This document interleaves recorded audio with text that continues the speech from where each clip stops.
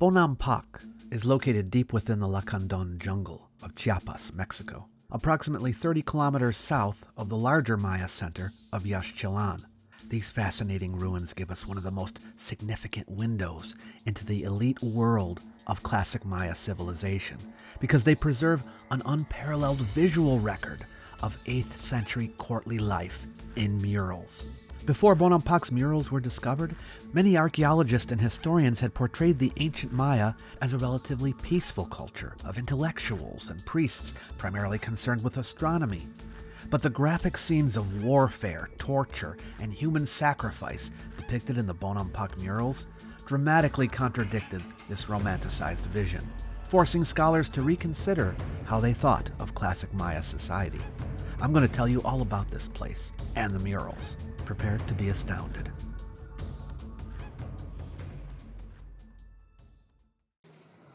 The name Bonampak is derived from Yucatec Maya and means painted walls, but it's modern. The original Maya name was Uswitz, meaning Vulture Hill, or Ak'e. The relatively small number of visitors who make the journey to Bonampak, combined with the site's remote location, means that we had the rare experience of exploring ancient Maya ruins without a crowd. The site's setting within the tropical rainforest creates a dramatically different atmosphere from more heavily visited Maya centers, with the sounds of howler monkeys and tropical birds providing a constant reminder of the jungle environment that reclaimed these structures for more than 1,000 years. The site covers a large area of roughly 4,000 hectares, nearly 10,000 acres, but only the monumental core is currently open to the public. The archaeological site is oriented approximately 25 degrees east of true north, a common astronomical alignment found at many classic Maya centers. A long-haired Maya boy training to be a guide followed us to tell us what he knew about the site, and his knowledge was impressively extensive. The Grand Plaza forms the heart of the site and was the primary public space for ceremonial gatherings. This large open area, maintained today as a cleared grassy plaza, would have been surfaced with plastered stone paving during the classic period. As we enter the plaza, we see Structure 15 on the left. Unusually, it faces away from the plaza rather than toward it. Some archaeologists suggest it was built deliberately to face toward the city of Yaxchilan, symbolically acknowledging Bonampak's subordinate relationship to it.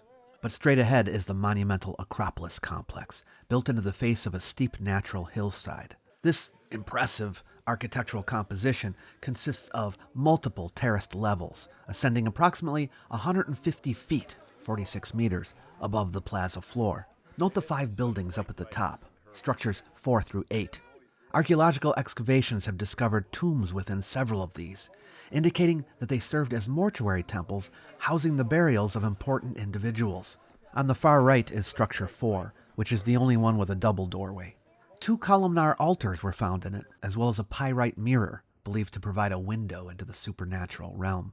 The middle building is Structure 6, and it had a lintel over the door depicting the earliest ruler of Bonampak that we know of, Yahao Chan Muan I. Maybe this was his mortuary temple. According to an inscription found here, Yahao Chan Muan I acceded to the throne on a date corresponding to April 25th, 600 CE in our calendar. And the accession ceremony took place under the direct supervision of Itzamnai Balam II, ruler of Yaxchilan. The involvement of the Yaxchilan king in installing Bonampak's ruler clearly demonstrates the subordinate status of Bonampak. The ruler responsible for the greatest of Bonampak's architectural and artistic achievement was Chan Muan II, who acceded to the throne on June 19th, 775, with the oversight and approval of Itzamnai Balam IV of Yaxchilan, whom I introduced you to in the last episode. Chan Muan II married the king of Yaxchilan's sister. Here we have one of the tallest steles in the Maya world, nearly 20 feet tall, here at Bonampak. Isn't it amazing? And on it, you see this figure with all this royal garb on? This is the regalia of the king. This is Chan Muan II. And this is establishing his legitimacy. Now up at the top, it's a little bit worn up there, but that's where the date was, and it's sometime in the 780s. All right, and then you can see him. He's holding a shield on one side and a spear on the other. All right. Below him is a band of hieroglyphs, and on those hieroglyphs it tells you his parentage. All right. Below that is the earth monster, okay, of the Maya. And then coming out the top and the sides is the maize god. So there's religious symbolism at the bottom. But one of the most interesting parts of the stela is the carvers signed their names. Yeah, there's 3 names on here. I don't know if you could tell. There are 3 vertical columns. One is at the base of his spear, and then there's 2 other ones on the sides. Now, the one at the base of his spear is the most interesting because it's the name of a carver, an artist from Yaxchilan. Yeah, and it is believed that Yaxchilan, the ruler of Yaxchilan, is the one who installed this particular king of Bonampak. He's sort of a subordinate, if you will. And it tells us a little bit about the relationship between Bonampak and Yaxchilan at this time.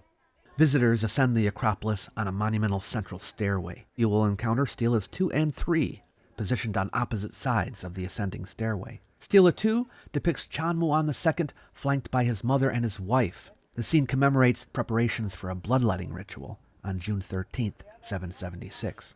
Stela 3 portrays Chanmuan II performing a scattering ritual while standing over a kneeling captive. The date recorded on it corresponds to November 4th, 785.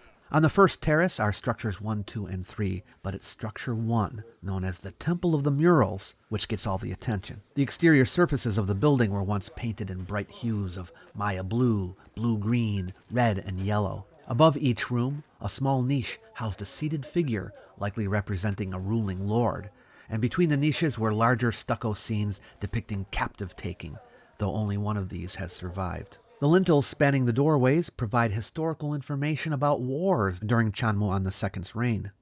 Lintel 1 depicts Chanmuan II grasping a captive by the hair following a military engagement on January 10th, 787. The enemies depicted may have been usurpers allied with the nearby polity of Sakzi. Lintel 2, dated 4 days earlier than Lintel 1, shows the Yaxchilan ruler Itzamnai Balam IV in a similar scene, indicating that the same military conflict involved forces from both cities. Lintel 3 is more difficult to interpret or date precisely, but it's the inside of the building that has the most spectacular remains. Murals, which present a carefully orchestrated narrative that unfolds sequentially across the 3 rooms. The paintings cover virtually every interior surface of the 3 chambers and contain approximately 125 hieroglyphic captions, painted in orange and black, identifying various individuals and providing dates for the depicted events. The Bonampak murals were executed using the true fresco technique, in which pigments are applied to wet lime plaster, so that the paint becomes chemically bonded to the wall surface as the plaster dries. That means the painting had to be completed while the plaster remained wet. The absence of seams in the plaster coating the walls indicates that each room was prepared and painted in a single continuous session. This was an enormous logistical undertaking that could only have been accomplished by a large team of highly skilled specialists. The original paintings were remarkably well preserved for over a millennium due to an accidental process by which water seeping through the poorly constructed limestone vault built up protective layers of calcification that encased the painted plaster. But once the chambers were opened and exposed to increased air circulation, deterioration accelerated dramatically. So sophisticated techniques were developed over the decades following the discovery. A big breakthrough came with the application of infrared imaging in 1996, which revealed details invisible to the naked eye and exposed hieroglyphic text that had been unreadable before.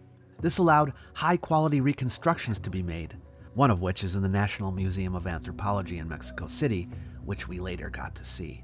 Room 1 depicts a ceremony dated to December 12th, 790. The main upper register shows Chanmuan II presenting his young son to the assembled nobles of his court as his heir. The courtiers are depicted wearing distinctive regalia that may have indicated their specific roles and ranks within the political hierarchy.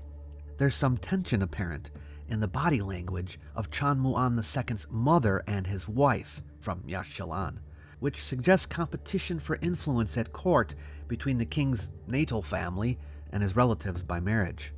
The middle band contains hieroglyphic inscriptions on one section and images of captives or menial workers on another. The lower register depicts a procession of lesser nobles, including musicians and people wearing elaborate god masks. The dance performance is connected to Venus observations, and as the Maya god of Venus was a male deity of war, the ritual may have been timed to ensure that the new heir would become a great warrior like his father. The vaulted ceiling depicts the Maya conception of the celestial realm, including supernatural beings who inhabit the sky world. Room 2 presents a dramatically different tone, with vivid depictions of warfare and the violent treatment of captives. The murals show over 100 individual human figures engaged in various aspects of battle and its aftermath. The most prominent wall shows warriors dressed in elaborate costumes, including jaguar pelts, engaged in hand-to-hand combat with enemy fighters. You can see Chan Muan II as the supreme commander, accompanied by his warlords and personal attendants, supervising the battle. The primary weapons depicted are long spears, which are shown perforating the bodies of enemies. The warriors are organized into units identifiable by shared costume elements or shield designs.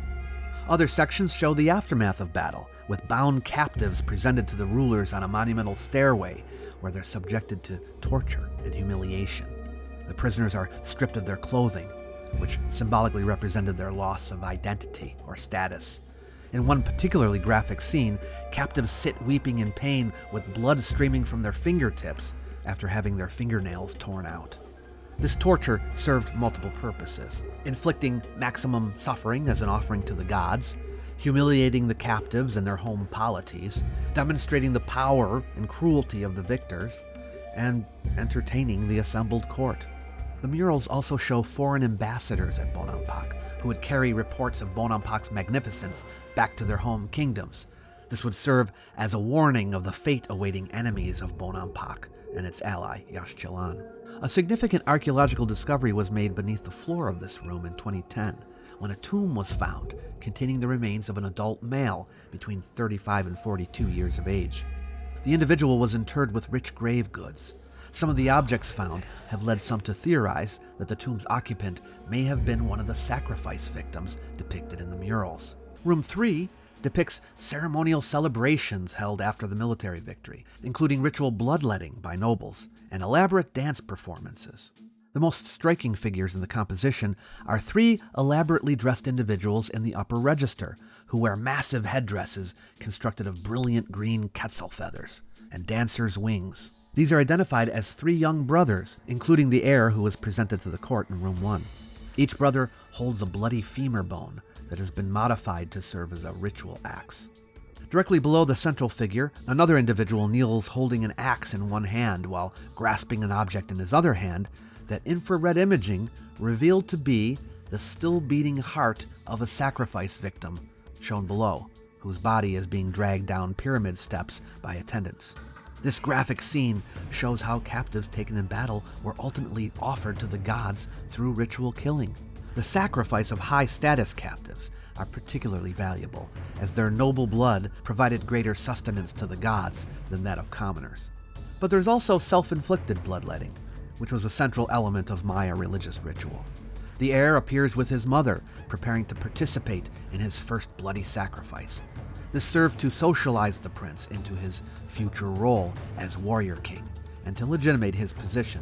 Other sections depict noble women participating in bloodletting rituals, in which they pierce their tongues with obsidian-studded ropes to draw blood. Chan Muan II's principal wife appears in multiple scenes. Her presence alongside her husband in these ceremonies underlines the political importance of elite Maya women. The vaulted ceiling, as in room 1, contains elaborate cosmological imagery representing the Maya conception of the celestial realm. Vemos ya lo que sería 108 textos mayas, lo que representa el primer cuarto, preparación de guerra, plena batalla. Okay. What the first room represents is preparation for war and a battle. Okay. Vemos, Wait, how old is our guide here? This one? ¿Qué edad tienes? 8. He's 8. Yeah, he's 8. But he is descendant of the first man who Chambor is su apellido. Last name Chambor. And Chambor is the name of the man who showed the paintings for the first time to anybody outside they knew this where it room, was. this world. Ah. 1946. Y vemos piel de serpiente y piel de venado. Oh, you see skin of a snake and the skin of deer. Despite the prominence of his heir in the murals, Chanmuan II is currently the last known ruler of Bonampak. After this time, the historical record falls silent, and Bonampak, like Yaxchilan and many other cities in the Usumacinta Valley, appears to have been abandoned during the early 9th century as part of the broader Terminal Classic collapse, which we will consider in detail in our next episode when we visit the ruins of the ancient cities of Chincoteac and Tenampuente. You've probably never heard of them, but you really should, because they are fascinating. See you then.